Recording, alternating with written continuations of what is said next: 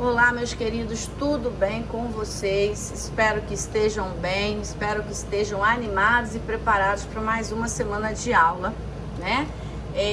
Nessa semana também nós vamos estar trabalhando 2 capítulos, capítulo 25 e 26. Mas isso não é novidade para ninguém, porque nas aulas presenciais, em alguns trimestres, a gente também tinha que fazer isso, devido a alguns feriados, devido a algumas atividades, né, que acabavam fazendo com que a gente tivesse que juntar 2 capítulos.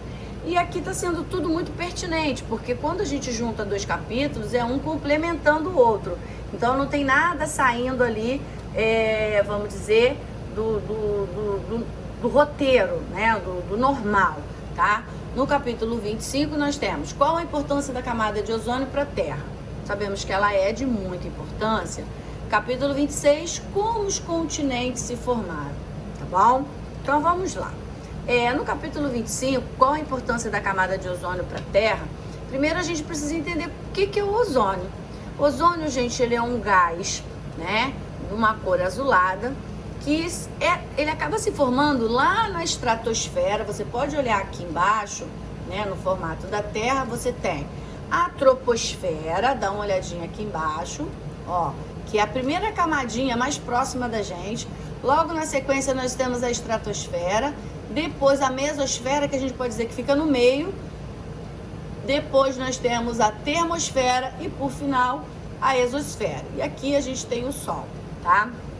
Então o ozônio é esse gás que se forma justamente na estratosfera, logo acima da nossa camada mais próxima da gente, que é a troposfera. O ozônio ele é criado quando a radiação do Sol, a ultravioleta, tá, ela interage com moléculas de oxigênio, quebrando-a em 2 átomos de oxigênio.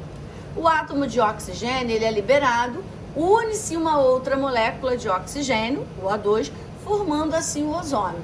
Então depende muito, né, dos raios ultravioletas para que esse ozônio possa ser formado, tá? E só para lembrar, tá? Essa camada de ozônio, ela é muito importante para a proteção dos raios intensos do Sol, para que ele possa chegar aqui na Terra com vamos dizer assim, os raios do Sol precisam chegar, porque a gente sabe que o Sol é uma fonte inesgotável de energia, é através dele que sintetizamos a vitamina D, é através dele que o nosso organismo sintetiza a vitamina D, é através dele que as plantas fazem fotossíntese. Então, assim, só existe vida no planeta porque tem Sol. Se não tivesse Sol, com certeza não existiria vida. Então, só que a gente precisa ter um cuidado, né? O ozônio, ele fornece pra gente essa proteção. E a gente precisa, além do ozônio que a gente tem lá nas altas camadas, nós também precisamos de ter a nossa proteção aqui na Terra, não se expondo, né, diretamente ao Sol, principalmente nos horários de 10 a 3 horas da tarde, onde a intensidade, né, do Sol é muito maior, e aí a gente precisa nos proteger usando o protetor solar. Não somente para cuidar, né, esteticamente, vamos dizer assim, da pele, porque o Sol a gente sabe que acaba envelhecendo a pele, acaba manchando a nossa pele, mas principalmente para evitar queimaduras e principalmente para evitar o câncer de pele. Então é muito importante que nós saibamos que o protetor solar é um produto que tem que ser usado diariamente para prevenir e para nos proteger, tá? A camada de ozônio, ela absorve, gente, a maior parte dos raios UVA e UVB. Porém, o restante que chega à superfície terrestre é responsável por problemas de saúde, como as próprias queimaduras e câncer de pele, como eu acabei de falar, principalmente causados por raio UVB. Se houver excesso de exposição ao sol sem o uso do protetor solar, gente, sinto muito, vai ter problemas sérios de saúde. Então, é melhor evitar, é melhor ter cuidado. Agora, como essa camada de ozônio, ela funciona, né, para nos proteger? Em volta da Terra, há uma frágil camada de gás chamada de ozônio, que é o O3, que protege animais e plantas e seres humanos dos raios muito intensos do Sol, que são os raios ultravioletas emitidos pelo Sol. Quando chega na superfície terrestre, o ozônio contribui para agravar o problema do ar nas cidades e acrescentando aí também a questão da chuva ácida. Mas nas alturas da estratosfera, entre 25 a 30 quilômetros acima da superfície, ele funciona como um filtro a favor da vida. Sem ele, os raios ultravioleta poderiam aniquilar todas as formas de vida do planeta. Então você presta atenção. Ele, próximo da superfície terrestre, ele contribui, né, para agravar a poluição do ar nas cidades e até a chuva ácida. E nas alturas da estratosfera, ele pode funcionar como um fator importante para nos proteger. Agora, e a falta dele? O que acontece se não existir, né? E quem são as pessoas, quem são os responsáveis pela destruição da camada de ozônio, né? Alguns gases eliminados naturalmente pelas atividades humanas, ao entrar em contato com a camada de ozônio, provoca destruição. E também alguns desses gases contribuem para a intensificação do efeito estufa e, consequentemente, para o aquecimento global. Essas substâncias químicas, gente, eles acabam destruindo esse ozônio, que é esse gás protetor, por meio das reações químicas, deixando a camada de ozônio mais fina. Sem elas, os óxidos nitrosos expelidos pelos automóveis, indústrias, gases de cloro liberado por vulcões em erupção, o brometo de metila usado para o tratamento do solo e o controle de formiga, além dos CFCs, que são chamados de clorofluorcarbono, principalmente causadores do buraco na camada de ozônio. É muito engraçado quando a gente fala assim, buraco na camada de ozônio, mas se o ozônio ele é um gás, como pode ter um buraco, né? Só que na realidade é uma diminuição dessa camada que acaba sofrendo, né? Ela acaba diminuindo, sofrendo pela quantidade de poluentes do homem aqui na Terra, né?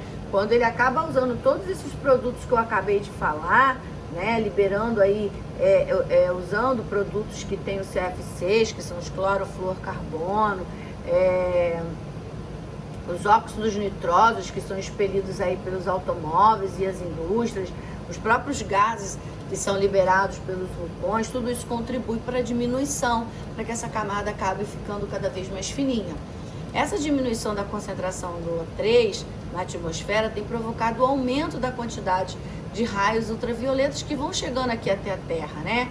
Provocando muitos impactos para o meio ambiente, no mundo inteiro, não é só aqui no Brasil. Entre os impactos, a gente vai destacar aqui algumas coisas que podem acontecer com essa diminuição do ozônio que nos protege dos raios intensos do Sol. Então aqui eu vou falar algumas, né? Só que a gente sabe que tem muito mais. Primeiro, impactos sobre o organismo humano. O que pode acontecer com os raios UVA e UVB que chegam intensamente aqui? Envelhecimento precoce da própria pele, uma mutação gênica, problema no sistema imunológico e até o câncer de pele, tá? Quando é diagnosticado logo no começo, né, da doença, existem tratamentos e até mesmo a cura. Mas em alguns casos, quando é diagnosticada aquela manchinha, né, que às vezes aquela pinta, enfim, pode ser diagnosticado tardio e aí pode ser realmente tarde demais para um tratamento. Uma outra situação também com a diminuição da camada de ozônio é o impacto sobre as plantas. A grande quantidade de raio ultravioleta pode comprometer o processo de fotossíntese, impactando o sistema nutritivo das plantas e o seu crescimento. Então, diretamente, quando o sol vem muito intenso, acaba prejudicando o processo das plantas produzirem o próprio alimento, né? De fazer o seu alimento e acaba comprometendo até mesmo o crescimento. Redução de espécies, mas como assim? A superexposição dos raios UVA e UVB pode prejudicar o desenvolvimento de diversas espécies, principalmente marítimas, como os peixes, os camarões, caranguejos, até mesmo os fitoplânctons, que é a base da cadeia alimentar marítima. Além disso, o contato com essa radiação pode causar diversas mutações genéticas, alterando totalmente o DNA dos seres vivos. Olha só. Quarto, contribuição para o aquecimento global. Ou seja, se não tem o ozônio, o sol entra com mais intensidade, a poluição impede dos raios solares se dissipar e acaba formando aqui, né, o que a gente já viu em alguns capítulos anteriores, aquele aquecimento anormal do planeta, né? A diminuição da camada de ozônio, o aumento da quantidade de raios UV podem contribuir para a aceleração do aquecimento global, onde cada vez mais, infelizmente, a gente está tendo dias terríveis, dias muito quentes, né? E você acaba de tomar um banho, daqui a pouco você está suando até mesmo no próprio banheiro antes de sair. Então isso tudo é, infelizmente, por conta da ação do homem aqui na Terra e também da ação de alguns fatores da própria natureza, mas que acaba chegando e fazendo muito mal a todos nós, né? Todos nós seres vivos. Agora, a gente tem como evitar o aumento desse buraco na camada de ozônio? Quando eu falo buraco, eu acho estranho, né? Porque fazer buraco em gás, né? Mas é uma forma de dizer que esse gás ele tá ficando mais fino, ele tá diminuindo, ele tá sumindo por conta de todos os produtos que o homem está utilizando aqui. Como eu já acabei de citar vários, né? Os clorofluorcarbonos, todos esses produtos, né? Que acabam sendo lançados, os carros que acabam liberando esses poluentes que vão aumentando cada vez mais e se fixando na atmosfera, acaba contribuindo muito. Mas tem como a gente evitar um pouquinho? Tem como a gente amenizar? Sim, tem. Primeiro, o consumismo intensifica o aquecimento global. Isso a gente já falou em alguns capítulos, né, anteriores, que quanto mais a gente consome, quanto mais a gente gasta, quanto mais a gente compra, a gente acaba fazendo com que as indústrias, a gente acaba fazendo com que as empresas, elas costumam a produzir mais. Se nós, né, no caso, estamos comprando mais, significa que ela precisa produzir mais. E aí ela acaba retirando da natureza mais, né, do que a natureza consegue se recompor. Então, o consumismo intensifica esse aquecimento global também. Ações que ajudam cada um de nós a um consumo mais consciente para diminuir o aquecimento global. O que a gente pode fazer? São atitudes, né? As pessoas podem até falar assim, mas poxa, eu vou fazer isso vai ajudar muita coisa, mas pensa na quantidade de pessoas que habitam o planeta, pensa na quantidade de pessoas, se tiverem pensamentos iguais, todos fazendo um pouquinho, cada um fazendo a sua parte, olha quanta coisa a gente vai estar evitando e quanto bem nós vamos estar contribuindo para o planeta. Primeiro, adquirir produtos em cuja composição não haja clorofluorcarbono. Onde a gente encontra esses produtos? Né? Em aerossóis, como os desodorantes de spray, como esses pesticidas, esses Baygon, esses remédios que a gente utiliza para acabar com o pernilongo, todos eles, né, tem na sua composição, no final da latinha lá, tem um gás que é a base de CFCs que impulsiona o produto para ser lançado de fora dessas latas. Então, quando a gente usa isso, a gente está intensificando, né?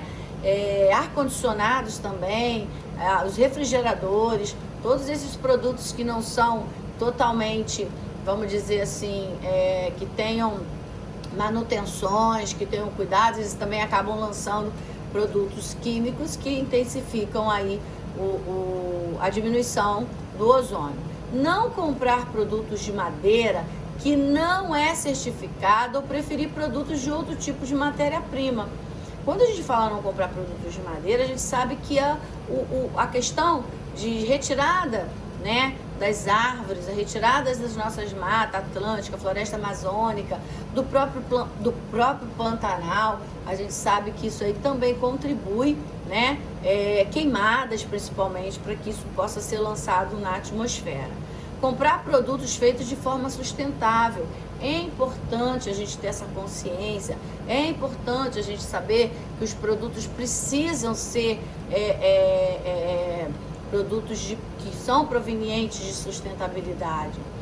Usar menos carro e usar mais bicicleta. Aí a gente fala, aí tem pessoas que falam assim, mas poxa, eu trabalho longe, não tem como ir de bicicleta. Mas essa letra D aqui é mais para aquelas pessoas que trabalham pertinho de casa. Tem gente que não sai de casa para ir à padaria, que desce uma rua, né? Não, eu vou de carro.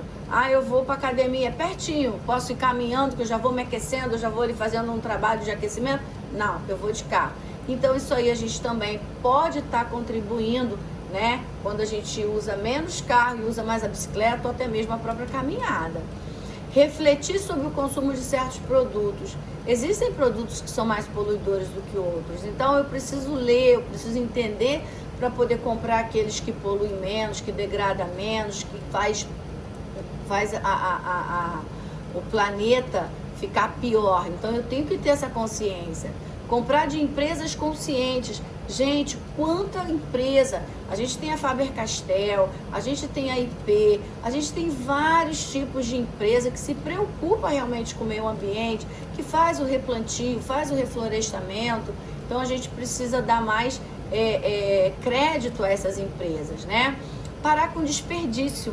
Muita gente desperdiça coisas, muita gente acaba desperdiçando e acha aquilo tudo muito natural. Quanto mais você desperdiça, mais você compra. Quanto mais você compra, mais as indústrias entendem que precisam produzir mais e retirar mais da natureza. Conheci a problemática da produção da soja, né? Existe ali uma questão muito importante, né? Na produção da soja, que é altamente poluidora, né? Então, as empresas têm que se conscientizar sobre isso. Juntar o lixo para encaminhar para reciclagem. Eu posso fazer isso na minha casa. Eu posso ter a consciência de simplesmente separar o lixo e não jogar em qualquer lugar, né? Outra coisa, incentivar, conhecer e praticar ações que combatam o aquecimento global. Então, se eu uso carro combustível de gasolina, diesel, eu estou contribuindo para o aquecimento global. Existem fontes de combustíveis que são alternativos e que não poluem tanto, tá? Então, cada um fazendo a sua parte, com certeza a gente vai estar ajudando o nosso planeta, ok, meus amores? Muito bem, vamos para o capítulo 26, tá? Que é bem interessante também, que fala como os continentes se formaram. Todo mundo sabe que o nosso planeta existia uma única crosta. Essa crosta, queridos, eram chamados de Pangeia. Então, se você olhar aqui, né, no nosso mapa, você tá vendo aqui, né, a Pangeia. Você vê ela toda encaixadinha. Eurásia, América do Norte, América do Sul, África, Antártida, que, né, a gente chamava de Pantalassa. Então era tudo encaixadinho, tudo juntinho, né? E com o passar do tempo, né, a gente foi percebendo, né, que os continentes, na verdade, eles acabaram por um determinado tempo se separando. E vamos entender o porquê. A crosta terrestre ela é formada de blocos rochosos chamados de placas tectônicas, as quais se movimentaram sobre o manto, camada abaixo da crosta terrestre formada por materiais de estado pastoso, que é o magma, né? Esses blocos se deslocaram muito lentamente para a superfície da Terra, afastando-se ou aproximando-se um dos outros. Eles se moviam, né? E conforme eles se moviam, uns se aproximavam e outros acabavam se afastando. Australiana, euroasiática do Pacífico, norte-americana e sul-americana, que são complementadas por outros menores. De acordo com estudos sobre a dinâmica da formação do planeta, os geólogos acreditam que aproximadamente 250 milhões de anos, tá? Toda a superfície do planeta Terra estava unida, formando um único continente chamado Pangeia, circundado pelo único oceano existente denominado Pantalassa. Então, Pantalassa era o continente que na época ficava circundando a Pangeia. Ao longo do tempo, essa grande massa de terra se transformou lentamente, levando à formação de dois grandes continentes, Laurásia, como a gente está vendo aqui, e Goldiana. Conforme as placas tectônicas foram se deslocando acima do manto, os blocos que formavam esses continentes foram se separando. E esse movimento é explicado pela teoria da deriva continental. Lembrando, né, gente, que os geólogos são os profissionais que trabalham com estudos da Terra, sua estrutura, formação, transformação. Então aqui era a Pangeia no primeiro desenho, no segundo Laurásia e Goldiana, né? E aí hoje como é o mundo moderno. Então são 3 situações que com o decorrer do tempo foram se transformando. Agora a gente vai ver aqui, né, como elas se separaram. É óbvio que aconteceram algumas modificações e cada um tem suas características, né? Os continentes que a gente vai ver agora tem algumas características específicas, bem, vamos dizer assim, né?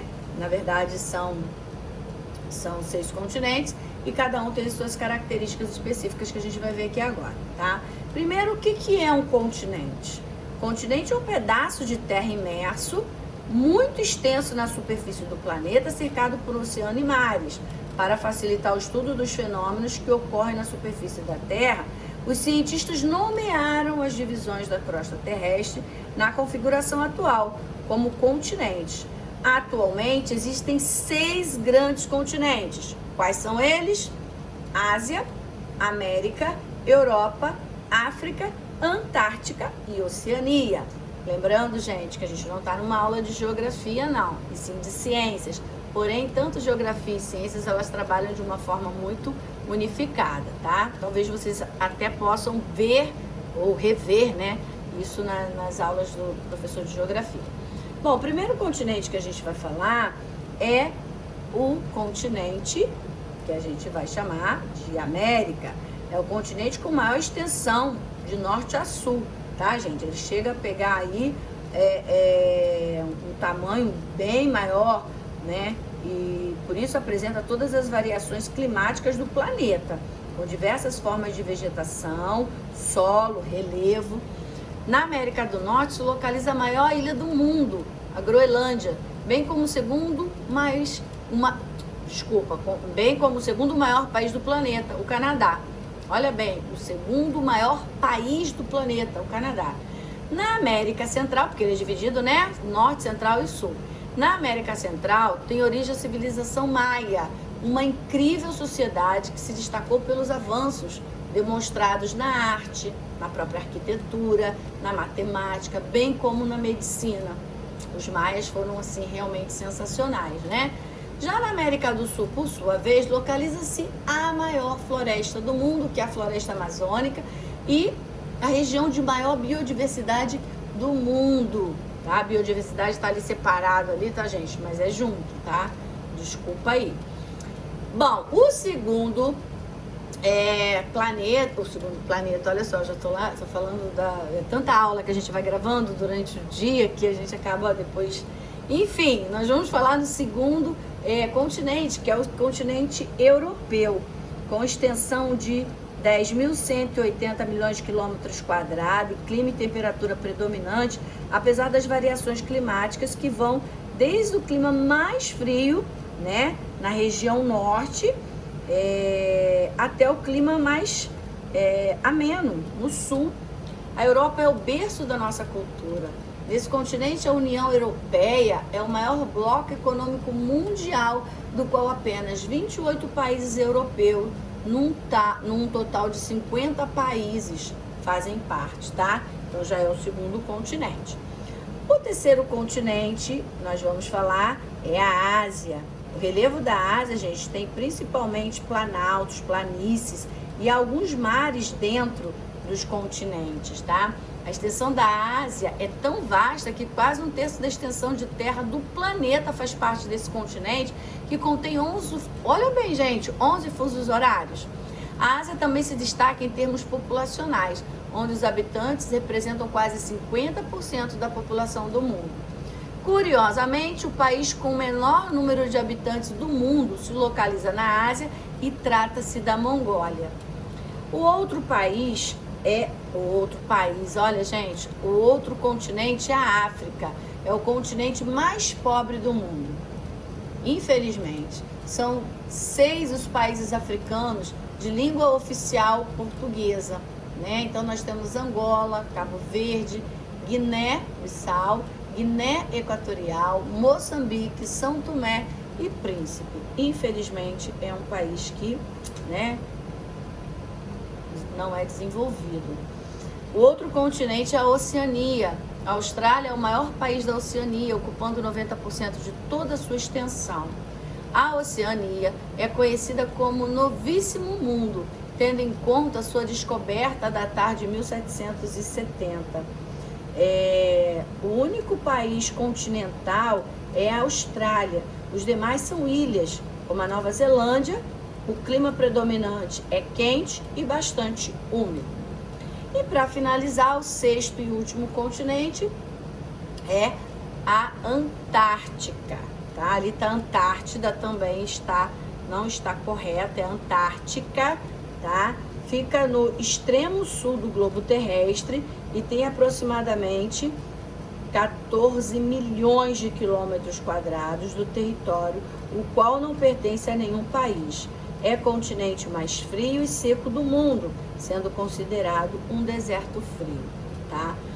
Bom, gente, a Antártica, o Polo Sul, é o local mais frio e mais seco do planeta. Observe que o Polo Norte não é um continente, uma vez que nele não existe nenhuma porção de terra. Ele é tudo coberto de gelo, enquanto no Polo Sul a camada de gelo corresponde a 90% do seu território. O fato de não ter países, bem como a ausência da população, faz com que a Antártida não seja considerada um continente para alguns autores, tá? Então, gente, é isso aí, né? Conhecemos um pouquinho mais do nosso planeta, tá? Espero que vocês tenham gostado. Mais uma vez eu peço a vocês que façam, que vocês possam ler, sublinhar e fazer os exercícios para a nossa videoconferência, ok? Um grande beijo, espero que vocês façam as atividades e que a gente possa estar se vendo na quarta-feira. Grande beijo e até a próxima aula.